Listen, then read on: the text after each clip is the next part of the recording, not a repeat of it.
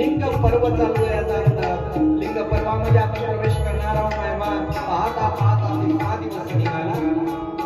आनंदामध्ये त्या भोलेनाथाला सामोरी जायचं आहे, त्याचं स्वागत करायचं आहे. जय हो, जय भोलेनाथ.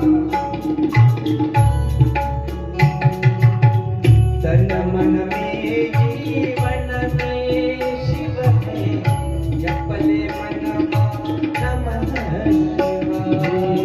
तन मन जीवन में शिव है, जपले मनवा नमः शिवाय. सभी नामों का सार शिव है, जपले मनवा नमः सार शिव है, जपले मनवा नमः शिवाय. जय हो.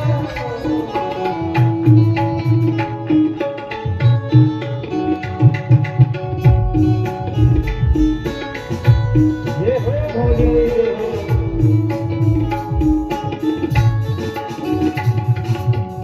शिव की जटा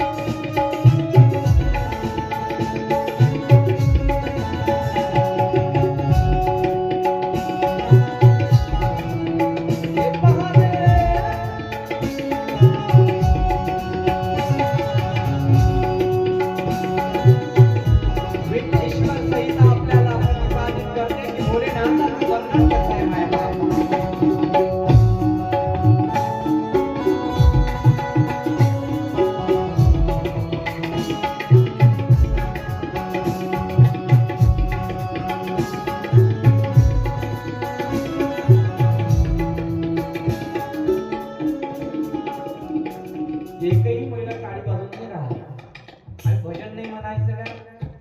माशा कशाला मारतात आजूबाजूला. सगळ्यांनी काळी वाजवत गजरामध्ये भजन करायचं आहे. आवडत नाही का तुम्हाला? तुम्हाला में जीवन में शिव है,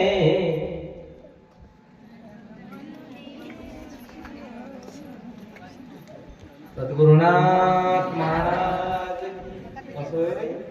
जीवन में शिव है,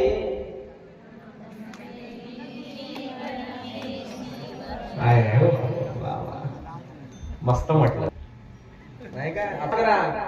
तन मन में जीवन में शिव है. पुढे आहे जीवन में शिव है, जपले मनवा नमः शिवाय. तन मन जीवन में शिव है, जपले मनवा नमः शिवाय.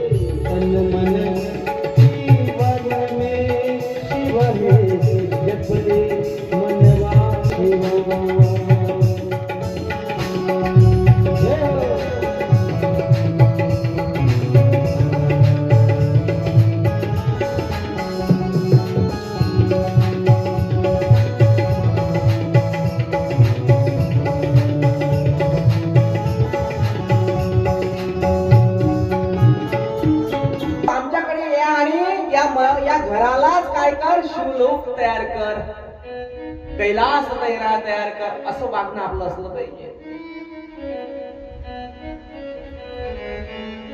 जे आपण उपभोग घेतो त्या वस्तूचा तो भोग मी आता घेणार नाही. जी मी आपला म्हणत होतो त्याचाही मी त्याग करेल. त्या शिवाला म्हटलं पाहिजे फक्त मी तुझा स्वीकार करेल. मना सज्जना भोग ते रोग होती, मना सज्जना योग ही दुःख देती, मना सज्जनांची नाही कुणी कुणाचे, म्हणून प्रभूसी करी सौख्य साचे. हे म्हणा ऐक, या मनाला समजावं लागेल खरा ईश्वर प्रेमाचा सागर असणारा हा महादेव आहे. साधा भोळा आहे. शिवाच्या मंदिरात प्रत्येक जण जात असेल. शिवलिंगावर तुम्ही जलही पेत असाल, पेता की नाही? पिलं नाही पाहिजे. पिलं महाराज आतापर्यंत काय होते, काहीच होत नाही, काळजी करू नका. माझा घोडा असल्यामुळे तो कशाचाही स्वीकार करतो, पण जल पिलं नाही पाहिजे. काही काही स्त्रिया महादेवाच्या मंदिरात जाऊन दंडवत घालतात, प्रतिपादित करतात. नतमस्तक चुकीचं आहे ते. स्त्रियांनी दंडवत घातलं नाही पाहिजे महादेवाच्या शिवलिंगाच्या समोर. महाराज असं पुरुषांनी चालेल. महाराज पूजा करताना पहिला प्रकार काय घ्यावा आम्ही? शिवलिंगाच्या समोर बसल्यानंतर शिवलिंगाचे काही प्रकार सांगितले शास्त्रकारांनी. एक विष्णू शिवलिंग आहे आणि हरिहर नावाचं शिवलिंग आहे. हरिहर नावाचं शिवलिंग, या शिवलिंगाची उभ्यानं पूजा करावी लागते. ते म्हणाल आडव्यानं केली तर जमत नाही काय, ती उभ्यानच करावी लागेल. ब्रह्मदेवाचे हात आहेत, त्यावर कमळ पुष्प आहे आणि कमळ पुष्पावर ते शिवलिंग उभारलेलं आहे. त्याला हरिहर शिवलिंग असं म्हणतात. हो महाराज. आणि एक विष्णू शिवलिंग आहे जे जमिनीच्या बरोबर राहते. कसल्याही प्रकारचा उंच भाग राहत नाही, जमीन लेवर राहते. त्याला विष्णू शिव. त्याची पूजा खाली बसूनच केली पाहिजे. पूजा करताना उत्तरेस तोंड असायला पाहिजे, तुमचं मुख असायला पाहिजे. पण पूजा करण्याच्या आधी मानस पूजा आपली स्वतःची झाली पाहिजे. मानस पूजेला खूप महत्व आहे. हातामध्ये जल घ्यावं. मी प्रथम दिवशी सांगून गेलो, रिपीट करणार नाही. या हातामध्ये सर्व काही आहे. आणि हे बोट करताना हे बोट असं करावं, लक्षात घ्या. पूजेचा पहिला प्रकार, हातामध्ये सर्व काही आहे. आता हे बोट हे असं येईल, त्याच्यावर जल घ्यावं आणि जल घेतल्यानंतर संकल्प घ्यावा. भगवंताचे 24 नाव घ्यावे. ओम केशवाय नमः, माधवाय नमः, गोविंदाय नमः, त्रिविक्रम नमः, वामनाय नमः, श्रीधराय नमः, ऋषिकेशाय नमः, सकर्षाय नमः, दुषाय नमः, नारसाय नमः, अच्युताय नमः, श्रीकृष्णाय. आणि ते जल आपण आपल्या ओंजळीनं आणि मनातल्या मनात मंत्र येत नसेल तर म्हणावं, महादेवा आम्हाला मंत्र जाणत नाही, कोणती विद्या जाणत नाही, तूच आहे. भोला सब दुख काटो ओ भोला.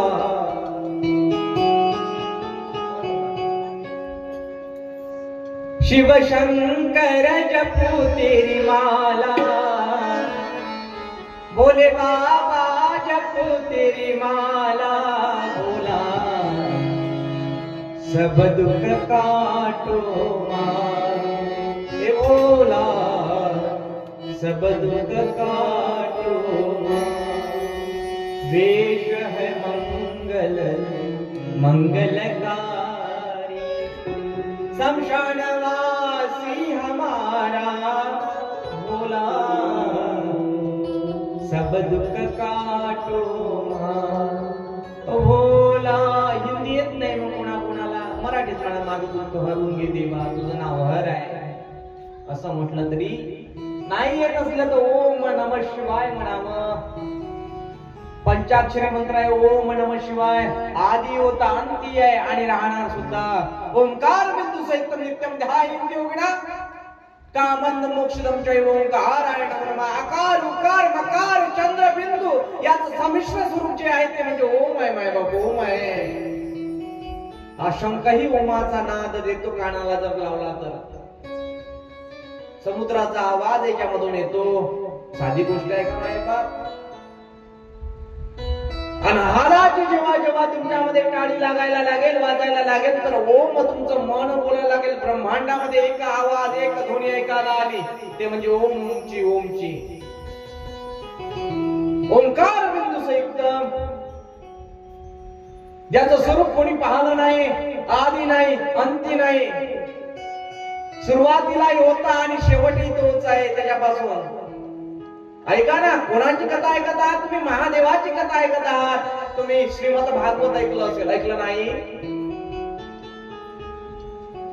श्रीमद भागवत मध्ये तुम्हाला ही माहित असेल कृष्णाच्या आई वडिलांचं नाव काय सांगा ना.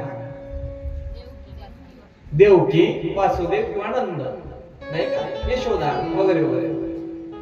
रामाने ऐकलं असेल. रामाच्या आई वडिलांचे नाव माहिती आहे तुम्हाला. यजमान कौशल्य आहे आणि दशरथ राजा आहे. मी स्वतःला हरून जाईल तुम्ही महादेवाच्या आई वडिलांचं नाव सांगा. तुमच्या जवळ पाणी तुमच्या घरी पाणी वाईल मी आयुष्यभर. ज्याला आई वडीलच नाही ज्याची उत्पत्ती बिंदू पासून झाली बिंदू पासून असा असणारा तो महादेव आहे त्याला ओम म्हटलं गेलं. म्हणून तर त्याला म्हटलं जेव्हा देवा लावल्याबरोबर दिसतो नष्ट होतो. तुझा जो प्रकाश आहे तो कर्पूराच्या सारखा प्रज्वलित होतो. प्रकाशमय जन करून टाकत. म्हणून तर त्याला म्हटलंय कर्पूर गौरम करुणावतारम. करुणा करणारा महादेव. संसार सारम भुजे ग्रहार.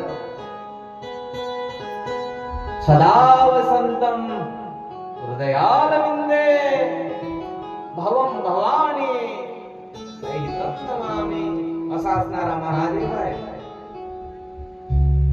मंदिरात बसावं. विष्णू शिवलिंग असलं तर फारच एक. महाराज अजून प्रकार पडतात ना.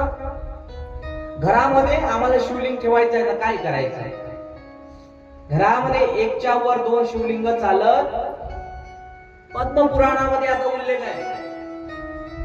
हे शिवमहापुराणातही सांगितलं नाही लिंग पुराणातही सांगितलं नाही. मग कोणत्या पुराणात सांगितलं. पद्मपुराणात.